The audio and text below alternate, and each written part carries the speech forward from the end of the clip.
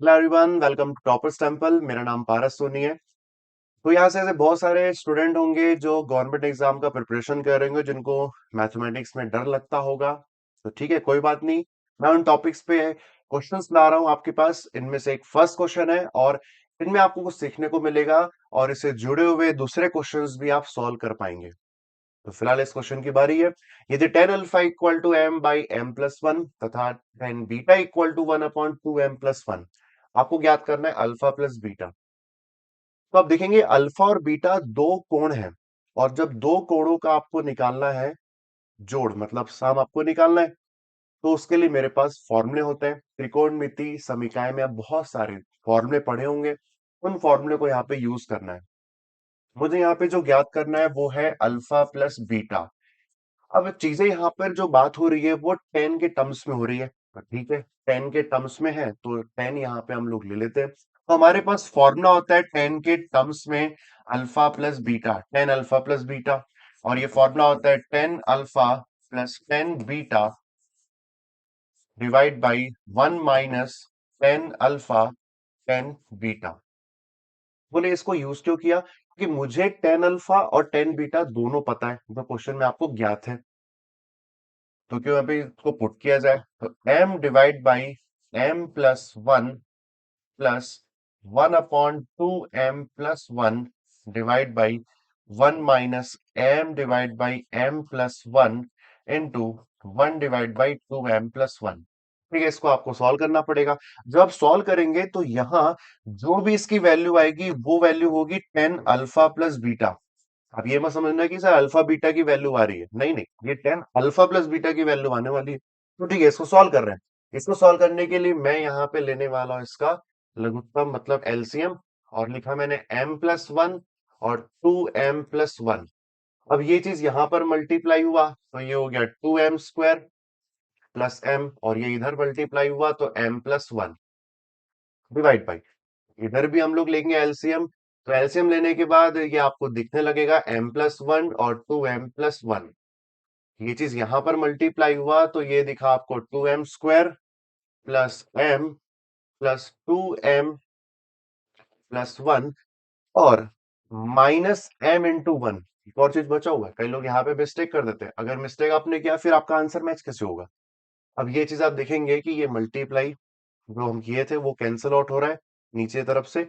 और जब कैंसिल हो गया तो बचा अपने पास two M square plus two M plus one, और यहां पर आ गया two M square plus M plus three, यानी ये माइनस एम। ये minus M plus M cancel हो गए, तो यहां बचा अपने पास टू एम प्लस वन। तो नीचे वाला तो पूरा कैंसिल हो गया। अब यहाँ पे आपको चीजें क्या दिख रही है? बोले सर ये तो गजब हो गया। गजब क्या हुआ? गजब ये हुआ, आप देख पा रहे होंगे यहाँ पे कि ये पूरा चीज इसके साथ कैंसिल हो गया। और कैंसिल होने के बाद जो आपको मिलेगा वो आपको वन मिलेगा। और वन किसकी वैल्यू आ रही है? वन आ रही है यहाँ पे टेन अल्फा प्लस बीटा की वैल्यू। तो ये वैल्यू आ गई अपने पास वन। ठीक, ये वैल्यू आपको दिख रही है टेन अल्फा प्लस बीटा की वन। आपको पता होना चाहिए टेन के किस एंगल के लिए टेन की वैल्यू वन होती है। तो बोले सर हमको पता है क्या, कि हम जानते हैं कि टेन की वैल्यू वन होती है टेन पाई बाई फोर के लिए। इसका मतलब हो गया अल्फा प्लस बीटा की वैल्यू आ चुकी है पाई बाई फोर। ये वैल्यू आ गई पाई बाई फोर। ये रहा आपका आंसर। देख सकते हैं आप ऑप्शन बी।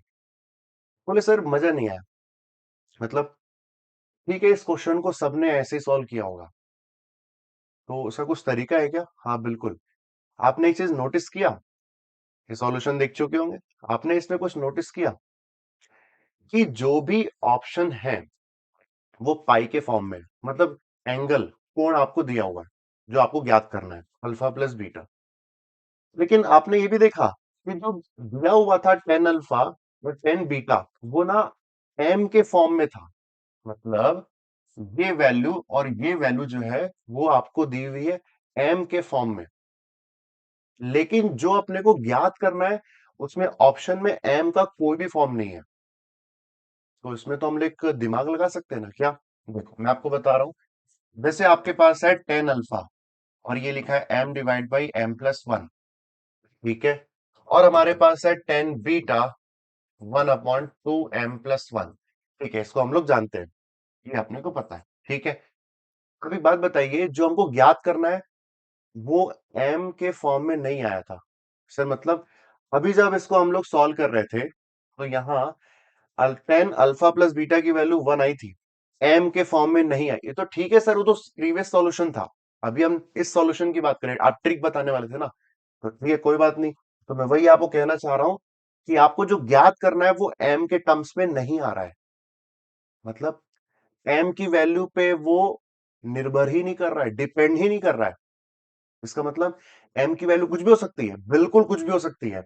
तो काम करते हैं, कुछ भी के लिए हम लोग जो सबसे अच्छा लगता है, चलो एम की वैल्यू 0 पुट कर दिया। ठीक है सर, 0 ही क्यों पुट किया आपने? मैं बोला कुछ भी पुट कर लो जो आपको अच्छा लगता है, 1 -1 100 110। बोले सर 0 ही क्यों पुट किया? क्योंकि 0 पुट करने के बाद ना इसकी जो चीजें, इसकी शक्ल जो है ना वो अच्छी दिखने लग जाएगी, इतना बड़ा कैलकुलेशन करने की जरूरत नहीं पड़ेगी। तो जैसे ही मैं यहाँ पे पुट करूंगा एम की जगह पे 0, तो ये हो जाएगा 0 डिवाइड बाई 0 + 1। इसका मतलब कि मेरे पास टेन अल्फा की वैल्यू आ गई 0। ओह, तो बहुत बढ़िया हो गया। ठीक है, चलो इसको भी बढ़िया दिखाते हैं। तो टेन बीटा इक्वल टू 1/2 × 0 + 1। तो बोले सर मेरे पास टेन बीटा की वैल्यू आ गई 1। ये भी और अच्छा दिख रहा है। कहाँ ये एम था, कहाँ ये देखो ये। बोले सर हमें अभी भी ज्ञात करना है अल्फा प्लस बीटा। तो ठीक है, सेम फॉर्मूला यूज कर लेते हैं, अल्फा प्लस बीटा। फॉर्मूला में फिर से नहीं लिख रहा हूं, टेन अल्फा की वैल्यू ये है। ठीक है, टेन बीटा की वैल्यू +1 ये, डिवाइड बाई 1 - टेन बीटा होता है यहाँ पे 0, और tan alpha tan beta put कर दिया। तो आप देखेंगे ये वैल्यू 1, और ये हो गया 1 - 0, इसका मतलब ये वैल्यू 1 आ गई। तो आप फिर से देखोगे कि टेन अल्फा प्लस बीटा की वैल्यू आपको 1 दिख रही है, और 1 कब होती है? 10 π/4 के लिए। That means alpha plus beta आपको दिख रहा है यहाँ पर π/4। ये रहा आपका आंसर। आपका इसमें बहुत सारा टाइम बच जाएगा। हमेशा ऑप्शंस को भी ध्यान देना चाहिए क्वेश्चन को सॉल्व करने के पहले। Thank you.